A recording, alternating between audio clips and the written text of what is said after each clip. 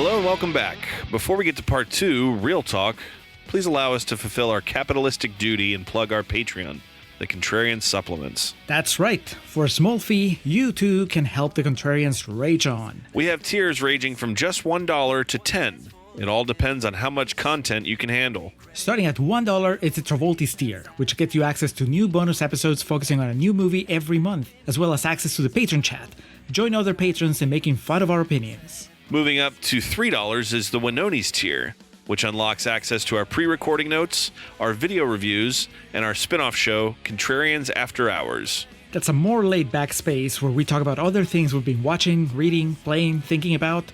Sometimes it's related to the movies being covered in the main feed, but it usually isn't. If you want to be part of those patrons who help us shape the show by telling us which movies to tackle, that's when you sign up for the $5 tier, the Embries, and the $10, the Gads. Finally, all supplement subscribers, regardless of the tier, get access to our archive of special patron projects.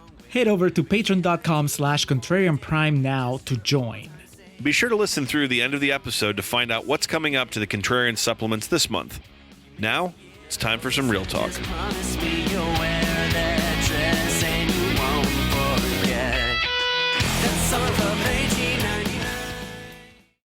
This report is maybe 12 years old. Parliament buried it, and it stayed buried until a river dug it up. This is what they feared she knew. And they were right to fear. Because there's a whole universe of folk who are going to know it too. They're going to see it. Somebody has to speak for these people. Y'all got on this boat for different reasons, but y'all come to the same place. So now I'm asking more of you than I have before. Maybe all. As sure as I know anything, I know this. They will try again. Maybe on another world, maybe on this very ground swept clean. A year from now, 10, they'll swing back to the belief that they can make people better.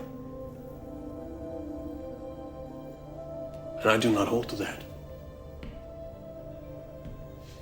So no more running. I aim to misbehave. All right, Julio.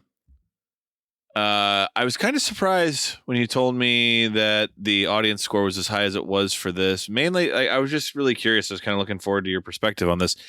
This felt tonally like, obviously the kind of dynamic was still there, but just based on, what I watched from the show and what you explained to me, this really felt like not a bastardization of that by any stretch, but like Wow.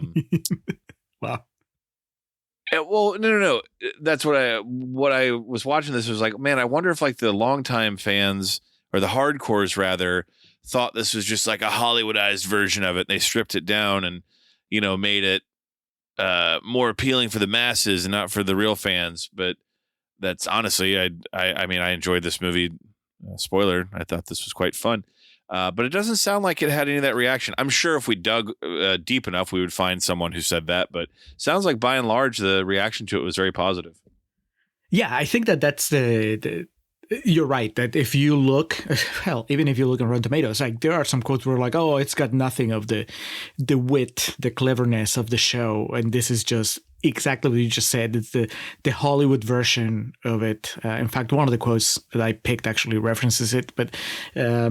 For the most part, I mean, this movie is beloved by its fans. I think that if it bombed, it's not because it upset its fans. It bombed because it didn't have an audience beyond its fans. That I think that's really what happened. Like, nobody really cared. You only cared if you'd watch Firefly, but apparently making a movie based on a TV show that got canceled because not enough people were watching is not a smart business move. Which sucks, for everybody involved, because obviously the people that made the show and the movie were very passionate about it and had the best of intentions. The bastardization of the property, that sounds very negative, because that makes it sound like, all right, well, there was this cult show, but we're going to make it as broadly appealing as possible for the sake of money. And I don't think that that's what the movie does. The movie probably airs the other way, where it's like, I don't know. I mean, I was very, very curious to hear you talk about the movie because even though you watched 2 episodes of the show, you are going into this more or less unaware of most of the backstory. And so does it work? Like the average person that happened to be dragged to Serenity on opening weekend because their significant other was a big fan, or somebody just happened to be there because they thought that maybe the trailer looked cool. Like, are they completely lost? They're watching. Like, are they like, I don't know why I care? Because at the time, Nathan Fillion was not Nathan Fillion. So it's not even that you can go because you're a fan of Nathan Fillion. Yeah, I mean, I was certainly grateful that I had the limited experience I did to kind of help already understand kind of the setup.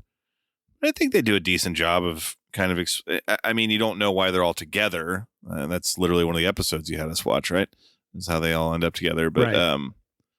I mean, they do enough to establish the dynamics, but I don't know if someone could complain of being lost. I think it would help, but I think Whedon and the people who made this did do a decent effort in making like anyone with no backstory or no canonical knowledge that they could be comfortable. And now, today, you would watch it just because Nathan Fillion is in it? Do you think that would be the... Well, no, I guess you would watch it... No, you wouldn't watch it for Whedon because he's canceled. But I guess post-Avengers, but before Justice League, maybe people would just go watch it because it's the new Joss Whedon movie. Yeah, what was the marketing campaign for this? Who were they trying to appeal to? Because like you said, were they just casting as wide a net as possible? Do you recall? No, I think it was the opposite. I think that they were catering to the fans of the show. I think that they were misguided by the internet. At least I know that's one of the popular narratives, which is that the fan base made it look online like it was going to be a smash hit because they were so passionate and so loud about it. And there were advanced screenings that were just for the fans, for the... That is one thing I read, that like a lot of the advanced, like the rough cuts, I think if I remember what I read correctly, they would show advanced screenings in like markets where the show did really well.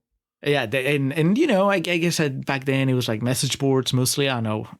It was Twitter a thing in 2005? It wasn't, right? No. It was like maybe MySpace. People with their, they had Wash and Zoe and Mal and their MySpace profiles. They're like, oh, okay, targeting those people. What was the blog, Live Journal? The blog? Oh, man. Yeah. Angel Fire, GeoCities. Yeah. They were hitting all the big spots. But it just didn't work. Like, so the predictions were like, this is going to be a hit, right? Because it has a built-in audience. In fact, I guess in a way they must have felt like it was a sure bet because it's not just this random property that, it's a sci-fi adventure, but maybe they just won't go see it. It was like, no, they're going to see it. They've told us they're going to see it because they watched the show and they want a movie and everybody's talking about it online. But I think that that's one of the early instances of movie executives realizing that online buzz doesn't always translate to actual box office numbers. Yep, that's fair. And it must be even worse now because... back then you wouldn't say, oh, I'll just wait and it'll stream, it'll be streaming in like a couple months or maybe sooner. I've been seeing this code pop up all over the last few weeks. It's Alliance and it's high military. Well, with the positive has to come negative, Julio. What negative quotes did you pull for us? All right, negative quotes for Serenity. We're going to start with Eddie Harrison from filmauthority.com, who says the overheated melodrama in Serenity gives way to abstract cosmic ruminations in a glib, silly way that should provoke mirth in all those unlucky enough to set sail in with her crew. Fuck. Okay. Next. Mirth. I'm gonna read all these in a row, Alex. Go for it, man. Michael Cook from KLRT-TV says, this movie is a complete waste of your time.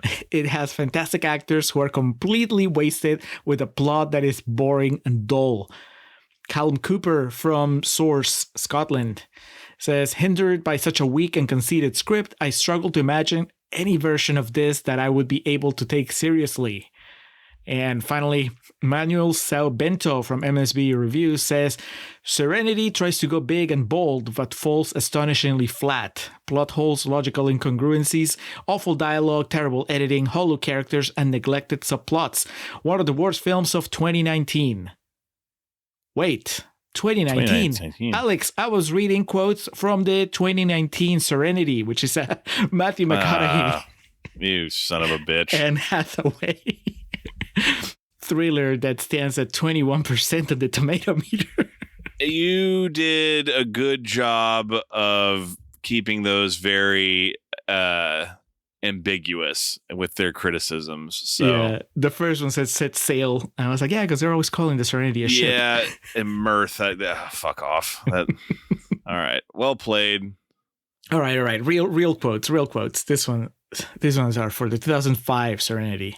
Sean O'Connell from Charlotte Weekly says, a television-sized adventure populated by thinly constructed sidekicks and a hero suffering from Han Solo envy. They can't stay away from Star Wars, Alex, whether it's positive or negative. Yeah, and Han Solo wasn't even in the public conscience. Would you say Malcolm Reynolds is a poor man's Han Solo? No. I mean, it's obvious how you could get to that, but it's just, I don't know. One of the things I was most complimentary about the show is how good Fillion is. I think he makes that character his own. Yeah, I think it's more Lando than Han. Because Lando was more of the swagger. Kathy Mayo from the Magazine of Fantasy and Science Fiction says, sadly, it seems certain that Whedon listened too carefully to the suits at Fox who told him to pump up the action. There are 3 major action set pieces, I think, in this movie? Yeah, but they all feel like they flow naturally. It doesn't seem like it's just shoehorned in there. I mean, I think it's just bigger. I think that if he had the budget to do it on TV, he would have done it on TV. Steve Rhodes from Internet Reviews says, watching Serenity is like starting at the 84th episode of a convoluted and silly sci-fi soap opera. I disagree. So it's like the 15th episode, not the 84th. Yeah. And even then, it's your fault for not being able to keep up. Steve Rhodes was mad that he couldn't be playing on his phone while the movie played. We're going to close with Keith H. Brown from i4Film, who says, in the end, you're left with the feeling that Whedon works better on television than in the cinema. LOL. Because he went on to direct at least two very successful Marvel movies that probably made enough money to buy 100 Serenities. Yeah, no joke. I mean, do you think, does this look like a movie, Alex? Or did you feel like, oh, this is just an episode of a TV show that's projected on the screen?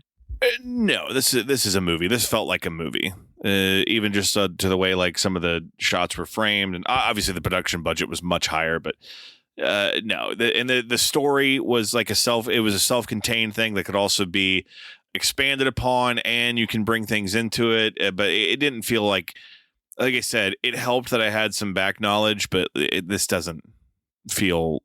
It doesn't feel like it's existing to exclude anybody from what's going on. But it's a bottle story, a bottle episode is, as Abed says, it's a bottle episode. I mean, it does pick up some of the threads that the movie had been playing with, or that the show had been playing with. I read somewhere that basically them discovering the secret behind the Reavers was supposed to be where the second season of the show ended. Fucking Joss Whedon had it like mapped out way in advance. So, because that reminded me that one of the things you said when we talked about the show was you told me, I don't know, I watched it and it was okay, but I don't see how you make a whole TV show out of this. Or how do you get more episodes out of this? Yes. Do you feel like the movie maybe answered that?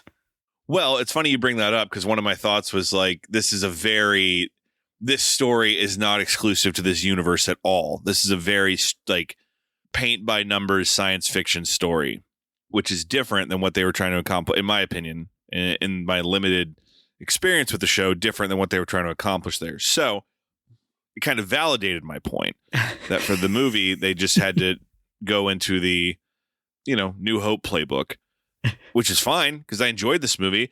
I compared it in Contrarian's Corner, and I maintain my comparison. The first J.J. Abrams Star Trek, which I like, and I'm complimentary of, it's just very simple and easy. And who knows if there was a second, third, fourth Serenity, maybe they would have been able to prove me wrong on my thesis that there's really only so much you can do with the story, that they may have exhausted a lot of their avenues on the show, that they had to just take a bit of a simple path here. But again, that doesn't mean it's a bad movie. Well, put it this way then. I think that, we watch the pilot, then we watch Out of Gas, which is basically just how they met, how most of the people on the crew came to be aboard the ship. And now we've watched the movie. So you've had about, 4 hours of exposure to these characters. Is it easier for you now to envision a TV show that has these characters, this crew, taking on like single story, like one episode adventures, every week for, 20 episodes, or today it would be for less. Yeah, more like 12. an anthology thing than like a ever expanding story. Like today they, rob a bank, and today they have to the A-team in space, pretty much. Yes. Yeah. But with more women on the team. Yeah, correct. Yes. Shiny. Let's be bad guys. Well, how about the characters? Did you get more out of anybody here that made you maybe reevaluate? Because you were not really impressed by anybody. You like Fillion, you like Alan Tudyk, but they were benefiting from you knowing them from other stuff, right? Mm-hmm. Most of the crew here you didn't know from anything else. So, Morena Baccarin, you didn't remember she was in Deadpool. We were like, she looks good. she seems like a cool girl. Has that changed now that you've watched the movie, where you're like, okay, maybe these characters, or there's this one character that maybe there's more to them than I caught on from the 2 episodes I watched? Was Kaylee always so horny? Not as horny in the episodes you watched. I think that there might be a couple episodes where she's, pretty forward towards Simon, but not in what we saw. God bless. Yeah. That's a romance that's, throughout the show. And look, it's just the nature of creating a movie versus a television series. There's more of a communal sense here, and I felt I had bought more of their team aspect than in the show, because that's the whole deal. The show exists to highlight different characters at different points in time, where this movie, specific to what they were trying to accomplish, you obviously have to introduce everybody at the same time, but also, just, I don't know what I'm trying to say. Not that there's any particular character I came away with a greater appreciation of, but I just found the communal aspect to be greater.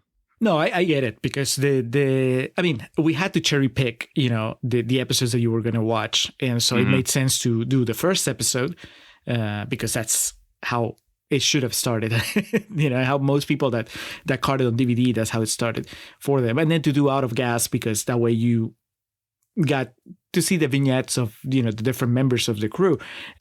Yes, by nature, like a TV show, usually what it's going to do is going to give you an adventure that spotlights 2 or 3 characters. In the movie, yeah, you're right. The movie has to give everybody a little bit of time to shine, so it feels like it's more balanced. You get to see everybody working together. There are probably episodes that do that more than others. I think, throughout the 14 episodes of the show, and I might have said this when we talked about it, everybody gets at least one chance to be on the spotlight, and the episode's about them. And the movie, in fact, I'm sure that the movie, much like with latter day Marvel movies, where there's all these characters, and you'll have fans that are maybe upset that their favorite character didn't really get to do much in the 4th Avengers movie or whatever. Here, I think that there might have been some Shepherd Book fans that they're like, are you kidding me? He gets one scene and then they kill him off. Because that was, one of the main characters. He was a regular cast member of the show. And it's kind of weird. You don't even, you don't get to see most of his story. He just, off screen, he got off the ship. And then it's implied that, oh, well, he's still friends with them and they'll come and visit him. And now we're going to kill him. And that's it. But that moment, when, not so much Book. With Book, maybe it's just because I like the character, but he was not, one of my favorites. So, I remember when he died, I was like, oh, that's a bummer. But then I remember thinking, but that makes sense, because that gives it a little bit of weight, right? You make the movie, and just so that people kind of get in the wavelength of, this is important, guys. We're going to kill somebody just to make sure we get your attention. But then when Alan Tudyk died, I was like, holy shit, because everybody loves Alan Tudyk. Yeah, and it's so awful too. You think that they just won. He just did an awesome bit of flying there. And then my reaction was, well, fuck, if they killed Wash as we head into the climax, that means that they can kill anyone. And so I think that it makes it very effective. I don't know how it was. That's a good call. Because for me, when I played it, the first time that I watched the movie, it really played like anybody else could be a goner, and especially once they start getting hurt, I'm like, it could be Zoe because she's just so, she's being so reckless as she's grieving. It could be Jane, because maybe even though he's the asshole in the group, maybe this is his moment to shine. He's going to sacrifice himself to save his crewmates. It might be Simon because he needs to die so that River can be inspired to save the day.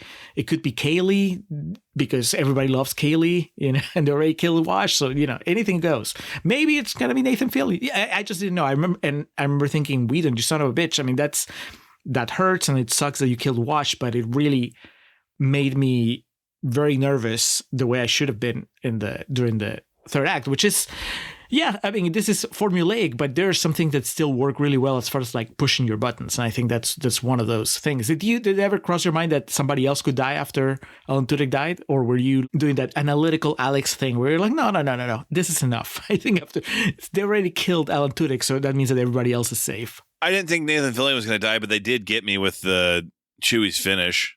Like I thought, it's like, wait, what? How's he going to get out of this situation? But then said he had shrapnel from the war that killed all the nerves in that section of his back or whatever, which was and of course he delivers it in a really curt way, like he's good at. And so, yeah, I thought that was pretty funny.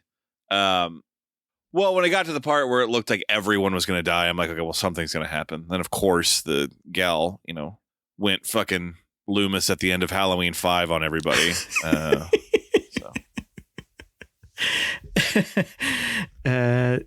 She won me over.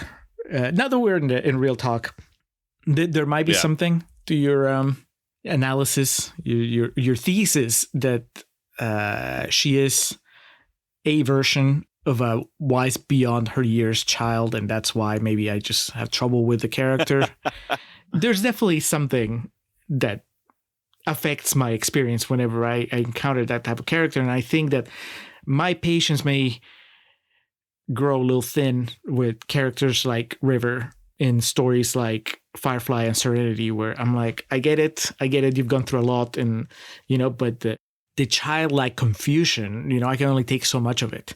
I think that the payoff is worth it though, so I don't mind putting myself through 14 episodes and 2 hours of movie to get to her finally coming together, her mind being whole, or at least as whole as it can be, and then her kicking ass and saving her adopted family. I think that is awesome. And that is kind of like a Joss Whedon thing, because Buffy was all about those type of iconic moments where like, oh, Buffy's going to jump in and kick ass and get the type of shot that River gets at the end of the climax in this movie. So it kind of felt, when it happened, I'm like, of course. But getting there, I mean, it's, I guess for me, it was rough, but the payoff is worth it. I can see how there might be people whose favorite character on the show is River, and so this was even better. Do you have an opinion one way or another about Summer Glau and her performance and the character that she had to perform here? Old men covered in blood, never touched them, but they're drowning in it. I don't know what I'm saying. I never know what I'm saying. Main thing was, it was like, it made me feel like I missed something, because it's not like she was a central character in the show. Does she become one? No, I think that I mean, she gets as much screen time as the rest of the cast. It just happens that the 2 episodes we watched were probably the ones where she gets the least amount of screen time. And that's not why I picked them, but it just happens that worked out that way. Yeah, because in the pilot, her appearance is, she appears very late in the pilot. It's a big reveal. It's like, oh, what's in the crate that Simon has smuggled into the ship? Oh, it's his sister. And so you don't see her for half the episode. And then after that, it's just very, she's very out of it. And then in Out of Gas, obviously she doesn't get a vignette because we already know how she ended up in the ship. So it's just, she just gets like a couple moments, but she doesn't really play a big part. So she is a big part of the show. I mean, as big as everybody else in the cast. She didn't get a whole lot of exposure in those episodes. So yeah, I can see how for you it'd be like, it would feel like a brand new character pretty much. And forgive my ignorance, Buffy never got a movie like this, correct? No, that was it. I mean, Buffy got 7 seasons, and then much like Serenity, it also got some follow-up in comic book form, but that was overall a lot more successful. The Buffy comic books ran for years, and Serenity, I think it has just like 2-3 part miniseries that came out, years later. I know the one that I own happens between the end of the show and the beginning of the movie. And it's just a little bit more backstory that they didn't get to in the movie. But there's, the parallels, it's kind of, and I guess maybe here we can pivot a little bit into the Joss Whedon of it all, because I don't know that he's been canceled, but he's certainly fallen from grace. Oh, yeah. Tell me what's up with that, because I don't have any knowledge of that. So you don't know anything about this? I might. Look, when you say canceled, and not to make light of some of the things that have happened that people have deservedly been run out of the public eye for, but it does seem like it's quite often that, did you hear about X? So, honestly, I don't know the Joss Whedon story, so help me out here. Well, Alex, I am not the kind of person that goes deep down these rabbit holes, because I mean, you and my friends, but also like our listeners, they probably can tell that I just have so many other things to worry about, that was like the drama and the he said she said of a lot of celebrities. I just don't have time for it, so I'll know what I see on the headlines and then move on. With Joss Whedon is a little different for 2 reasons. One, because I generally enjoy his work. So when his work stops appearing, I'm like, what happened? And then also because the year 2020 was, weird for all of us, to say the least. And that's when I was working for that entertainment website. And I had to write, because it was on the news all the time, or on the entertainment news, I had to write a fair amount of articles about the Joss Whedon thing, and it was a lot of it was just basically rewriting the same thing over and over. It was because there was very little that was actually open to the public. It was just very cryptic statements and so on. But from who was making these statements? Warner Brothers.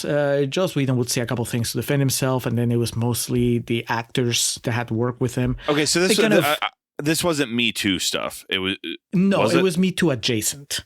Okay. So, he stepped in to direct or to reshoot whatever, the Zack Snyder Justice League.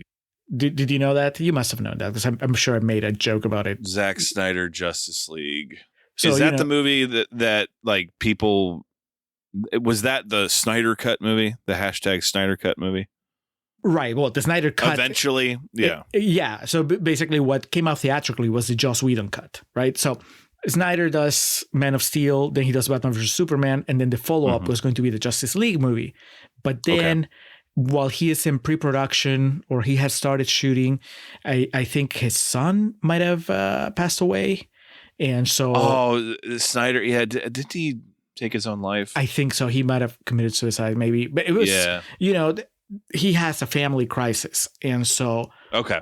Originally, the story is Warner Brothers calls Joss Whedon, and he does it for Zack Snyder. It's like, don't worry about this.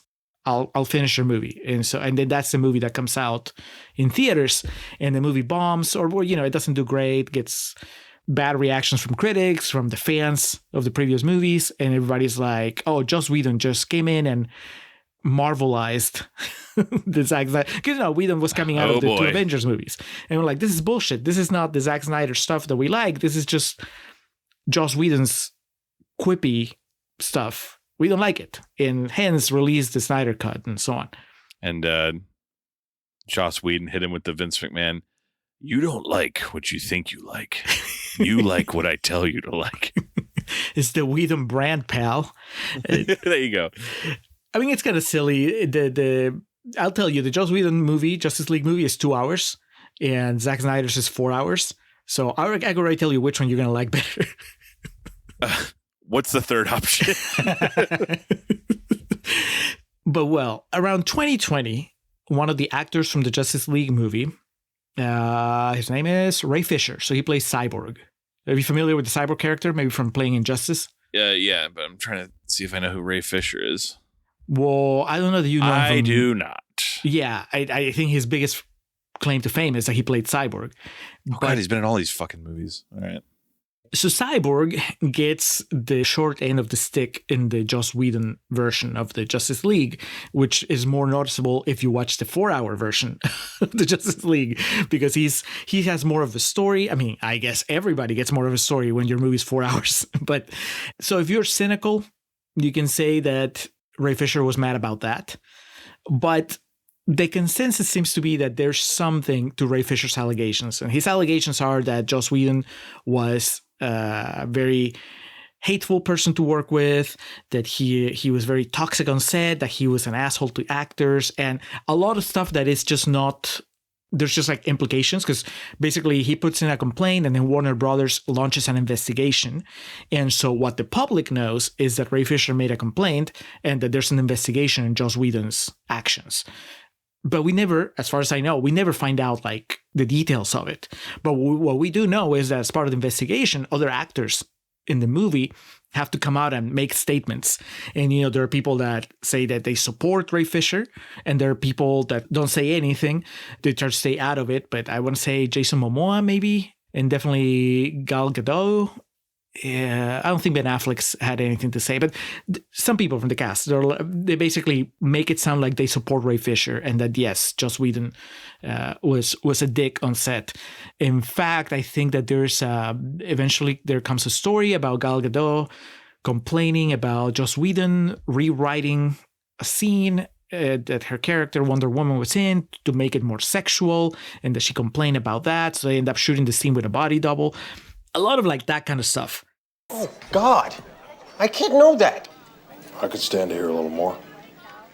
But then it snowballs into people that have worked with Joss Whedon in the past, people from Buffy making similar allegations and just basically, again, not going into details, but saying, oh yeah, Joss Whedon is a nightmare to work with and I didn't feel safe. Charisma Carpenter, who plays one of the main characters in the Buffy show, she comes forward and talks about like Joss Whedon being an asshole and being, I was kind of like refreshing my memory today, kind of going very quickly over the Wikipedia, and several allegations from Charisma Carpenter and other people that know Joss Whedon were calling him casually cruel. And apparently she got pregnant while she was on, either on Buffy or Angel, because, you know, she went from Buffy to Angel to the other show. And that Whedon would like constantly give her a hard time because she was pregnant and make jokes about like, oh, are you going to keep the baby or not? And your weight, and I don't know. And then other people from that cast, from both casts, from the cast of Angel and Buffy, start kind of like chiming in and saying, yeah, good on Charisma Carpenter for speaking out, and I support her, and she's right. Sarah Michelle Gellar, you know, who's probably like the biggest name, you know, out of the past, you know, she also makes a statement standing with her co-stars.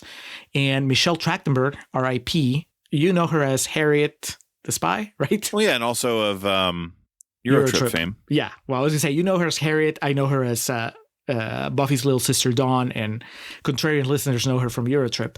But she comes out with a statement saying, because she was a child when she was still working on Buffy. When she came into work with Buffy, she plays her younger sister, and she issues a statement talking about how she didn't feel safe working with Joss Whedon. That's why after she filed a complaint or something, then she was not allowed, or Whedon was not allowed to be by himself with her on set. It starts getting like really murky and bad. And okay, so is there any like flat out allegations of like physical abuse? No. And that's where it gets like, or if there was, they haven't been revealed. You know, because the investigation doesn't really, it's not like an open book, right? Like I think that the way it ends is like with Warner Brothers saying, well, we investigated and we've taken action, and that's it. And then Ray Fisher saying, well, I'm not happy, and I'm not going to let Joss Whedon like get away with this. And it doesn't, you know, it's like he doesn't go to prison or anything, but he goes to, I guess, creator prison. because after that, he has a show on HBO called The Nevers, which is like in the middle of production, I think, when all this happens. And by the time that it's released, they are not using Joss Whedon's name to promote the show. And they announced that he's exited the show. It doesn't get renewed for a second season, so I guess it doesn't matter anyway. But it was, Joss Whedon, like the guy that did, more recently the Avengers movies, and the guy that, did Buffy and all this other like stuff that people love, at least even, if they're not massive hits, they're cult hits. He just couldn't get his show at HBO to be renewed. They wouldn't even use his name to promote it. So, there was damage there.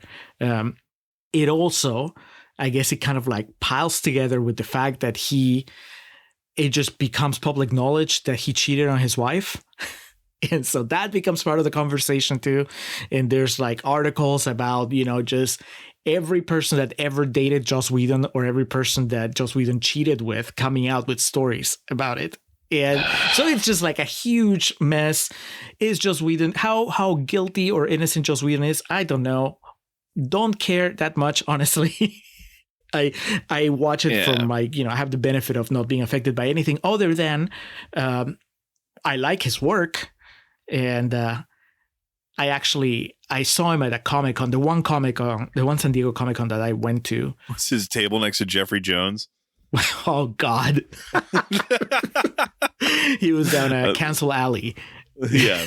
No, he had a panel on Hall H. To be clear, there's a separation in the things those guys did. I was just making a joke. There was a Comic-Con, I think, in San Antonio a few years ago that they like tried to sneak Jeffrey Jones in there. And people were like, hold the fuck on. Like, no.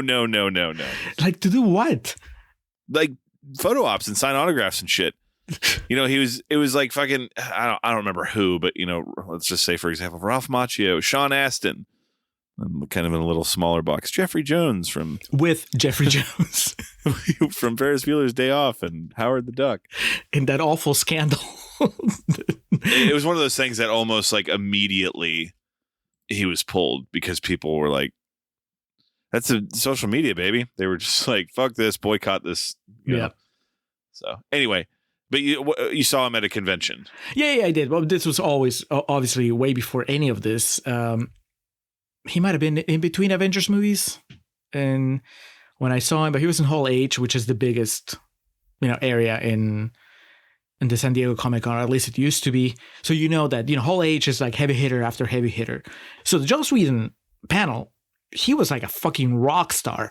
And I knew who Joss Whedon was, and I knew he had fans and everything, but it was just him talking, answering questions for an hour, and he just came out and everybody's applauding and they're asking him about his many different things that he's worked on, and he's very charismatic, and he's funny and self-deprecating, but he also knows, you can tell he knows his shit.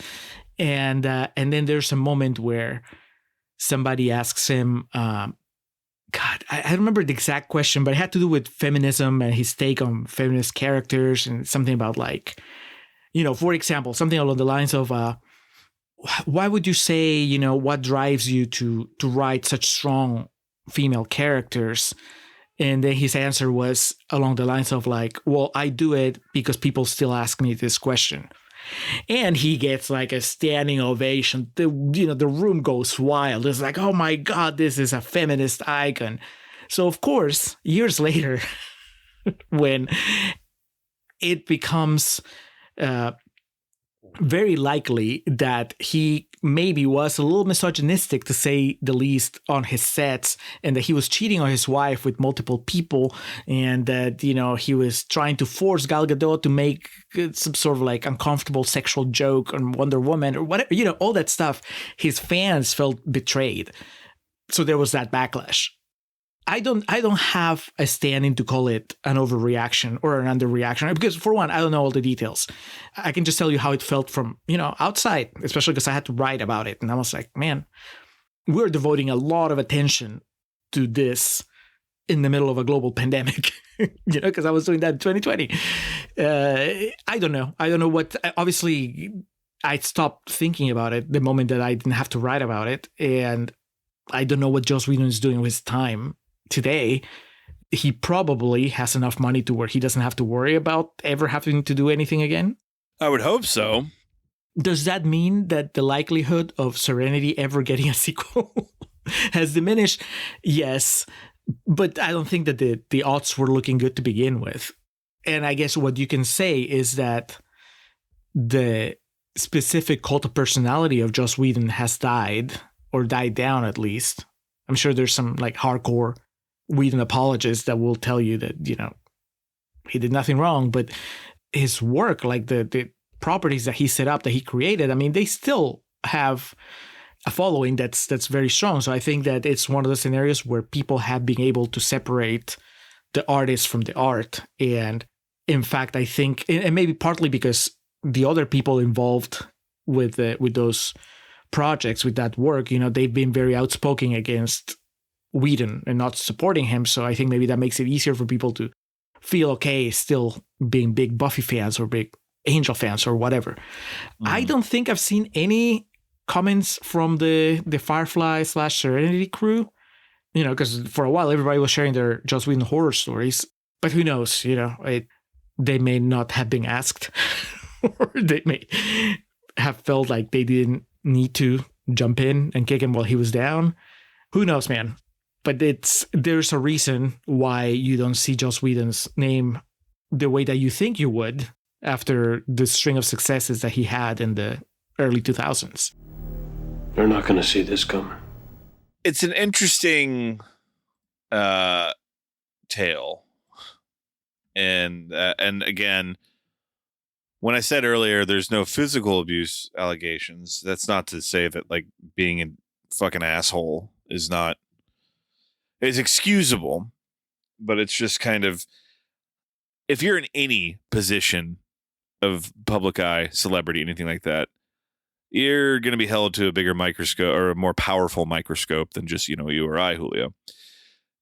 If you are a purveyor of extremely mainstream content, I think that anytime you are scrutinized publicly, what's going to happen is what you just explained to me, is that it's going to cause this domino effect of everyone that's ever worked with you realizes I have to take a side in this situation and be like, man,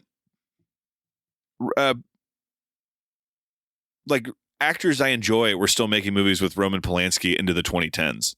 Yep. But my you know, beloved that's Kate Winslet. She made Carnage. And that it's Kate Winslet. It's John C. Reilly. Is it Jodie Foster and Christoph Waltz? Is that I think that's the four. I love all of them. It's Roman Polanski. More concerningly, Roman Polanski in the 2010s. But, you know, the point remains, it's kind of funny how that breaks down. And, you know, I think that's an important lesson to take away from this. I mean, don't be a fucking dickhead. Yeah, I think that I saw somebody, and I wish I could remember who was it that said something like, yeah, he was a dick, but you could tell that it was coming out of the amount of pressure that he put on himself, and that's how he handled it. I was like, I don't know, maybe. I mean, it can be both things, right? It can be that it's how he deals with it, but it doesn't make it any less unpleasant for the people that are on the receiving end of it. At the same time, I think that in his case, I think it's not just that he was the guy that directed the Avengers movies and created Buffy and Angel and Firefly and Dollhouse, but also, like I said, that he was known as a feminist leader. And so that makes it even worse, because that then, you know, you're an asshole, but also you're a hypocrite. Moral of the story, never take a stand for anything. It's the opposite of what Malcolm Reynolds learns in this movie. Yeah, it's true. I didn't know any of that, and it's I can't say it's necessarily surprising that that Ray Fisher guy is like Hannibal Buress, you know, who made the one joke about Bill Cosby, and then the string got yanked and the sweater came apart. Shepherd Book used to tell me, kid, do something smart. Do something right. Well, Julio, that is all very fascinating. Even more so in that it is such murky water, whereas it seems like so many of those situations are just pretty cut and dry. But again, for better or worse, I don't think he's going to suffer too much from it. But I think it does, for our subject du jour, kill the potential of a Serenity sequel. So I figure as we move towards our close here, I'll consult the Wikipedia section. Canceled sequel of the Serenity page.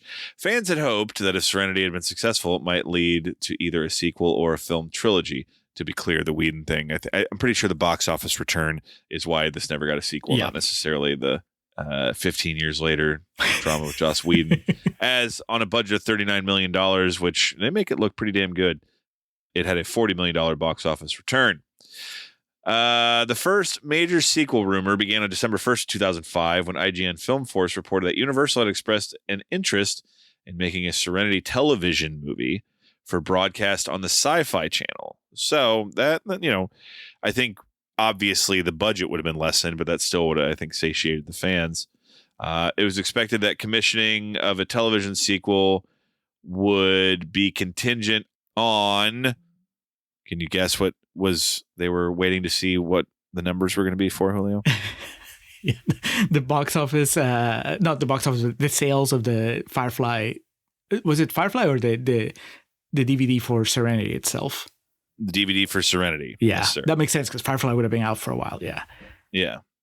Contingent on strong DVD sales of Serenity. In a January 2006 interview, Whedon doubted the chances of a sequel. On October 1st of 2006, Whedon posted a comment to the Whedonesque.com website debunking the rumor that he was working on a sequel. In an interview at the 2007 Comic-Con, Whedon stated that he believes hope for a sequel rests in the sales of the collector's edition DVD. In an August 2007 interview with Amazon.com, prior to the collector's edition DVD release, Whedon stated, "It's still on my mind, but I don't know if mine is the only mind it's on." He later said, whether or not anybody who's involved would be available at this point, everybody's working, I'm happy to say, is a question. But whether I would want to do another one is not a question. So, classic political speech there, saying a bunch of shit, not saying.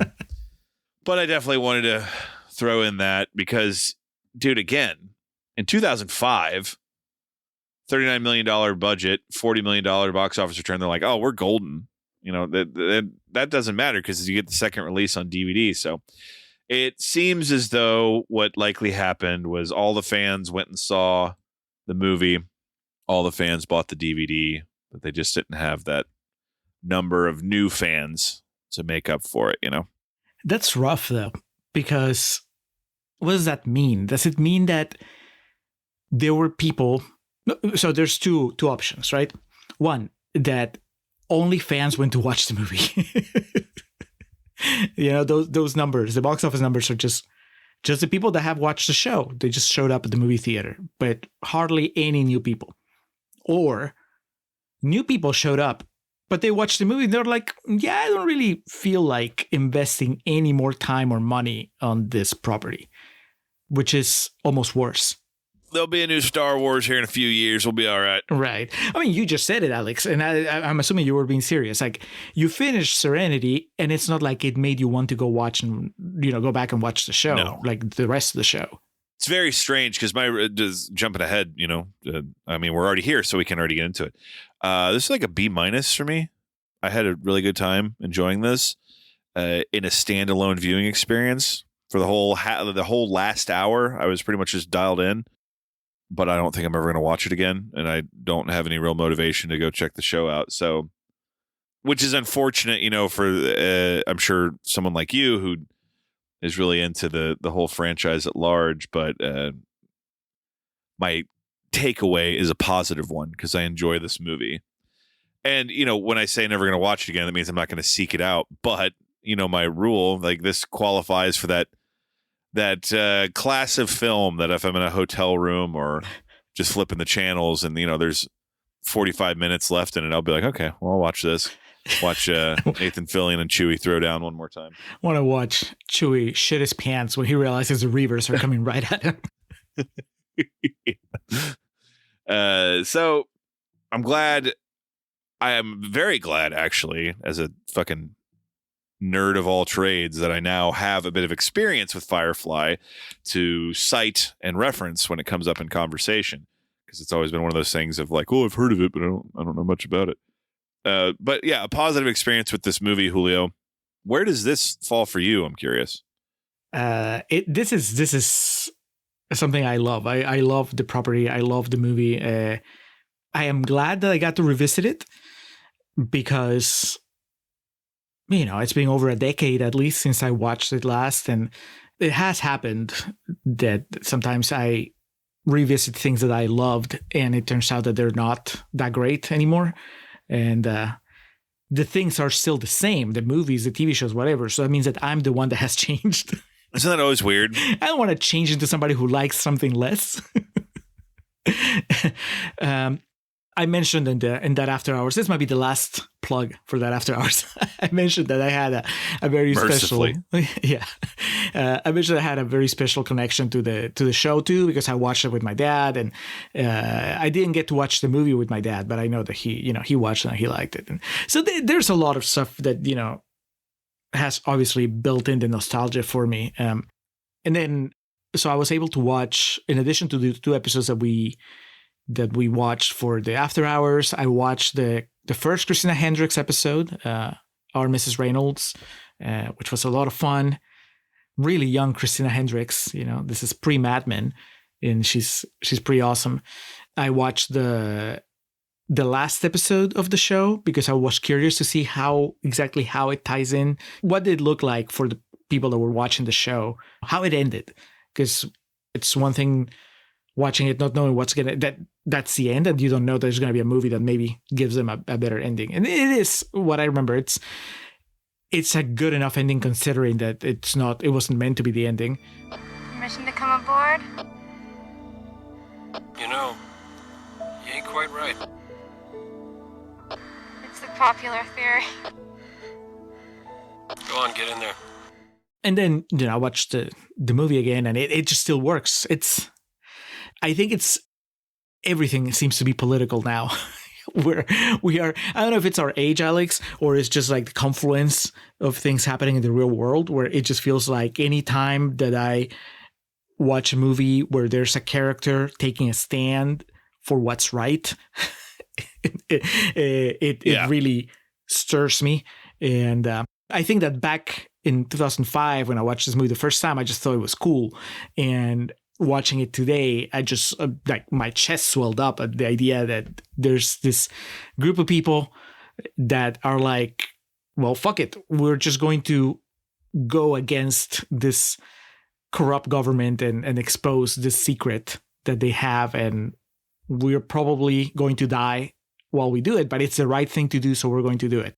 And this is more of a furf thought, but I'll say it's possible that, 2 opposite sides of the political spectrum can watch Serenity and think that they are the crew of the Serenity, and that's what makes it tricky. But I guess on the most basic sense of it, I'm like, well, I feel represented by the good guys doing the right thing. And so this makes it's extra special for that. I think the dialogue is really quippy. My favorite line is Nathan Fillion in his climatic speech that throws us to the 3rd act, where he gives this rah-rah speech of like how we're going to fight the government. And then he goes, I aim to misbehave. Which is like, I'm sure there's a shirt that has that on it and I should own it. He has some good comedy stuff too in this, like where he tells River, he's like, if you think, I can't remember exactly how he friends with, like, if you think I'm not going to do that, then you should just go ahead and shoot me. And she cocks a gun and goes, or we can continue talking. Yeah, his comic timing is great. And I think it works as an ending. It sucks that we didn't get more, but it finishes the story of River as far as, making her whole, like I said. Yeah. And in a way it finishes the story of Captain Reynolds, or at least moves it to the next stage, right? The show starts with his biggest defeat. He's part of the losing side of this civil war. And the show is about how that eats away at him. And he's trying to just kind of get by as a disillusioned person that once believed in something. And then the movie ends with him believing in something again. So that's awesome. It's a lot of words to tell you that this is 5 stars for me. It's just top of the shelf.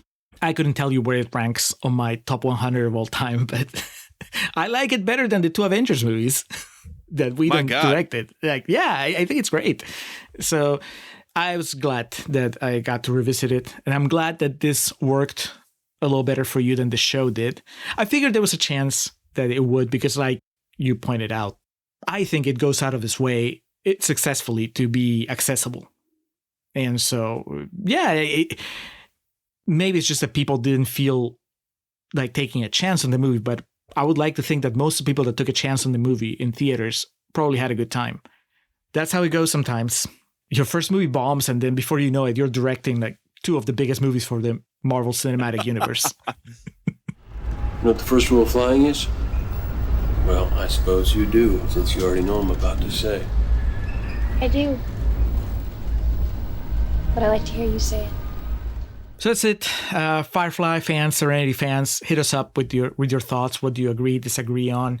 And I mean, I posted a picture on Instagram and on social media about my Blu-ray that I was about to put in earlier today.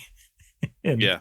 I got some excitement. So I think that this might be one of those episodes that everybody has an opinion on, which is good. We like your opinions. Yeah, always good. Yeah. Yeah. Coming up next, Alex, speaking of political stuff and FERF, it's time for the Contrarians to tackle another musical, this time in the context of Fresh Immigrants, Rotten Fascists. It's an immigrant episode, and it is In the Heights. Are you ready for a 2.5-hour musical? Uh-huh.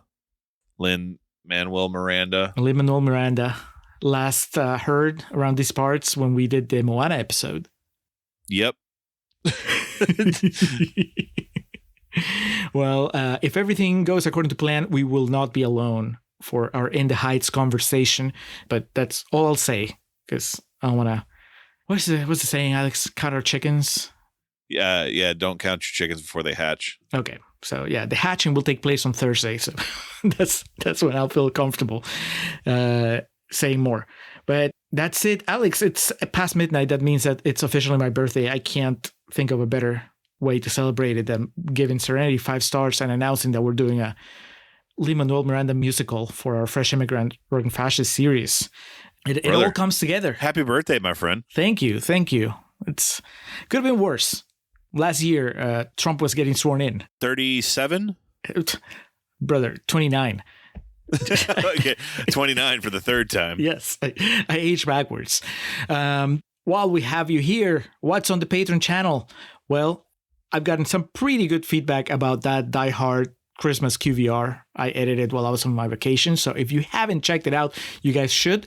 It's right there on the Patreon page, along with, as we've referenced numerous times, so it better be there by the time that you guys finish listening to this episode, there's that After Hours where Alex and I talk about Firefly, talk about the first episode, the pilot, Serenity, and then the 8th or 9th episode, Out of Gas. There's also, today, I just posted your QVR for, oh God, is it called The Kitchen Table? Fuck. It's not a movie I enjoyed. It was a very horrendous viewing experience. The Coffee Table? The Coffee Table. I was going to say the Murder Table. The Murder, well, it is. Spoiler. Ryan made a comment on the video saying Alex's review is basically him saying that pizza's better than this. And I'm assuming that's a Simpsons reference because... Nice. So anyway, there's a lot more stuff on our Patreon channel. Just check it out. Patreon.com/Contrarian Prime. Join and do a search or just scroll down the hours and hours of content. That's it for our Serenity episode. Thank you for listening. Alex, let's get out of here. I can't do a sound of a ship taking off, so just insert it right here, Julio. Done.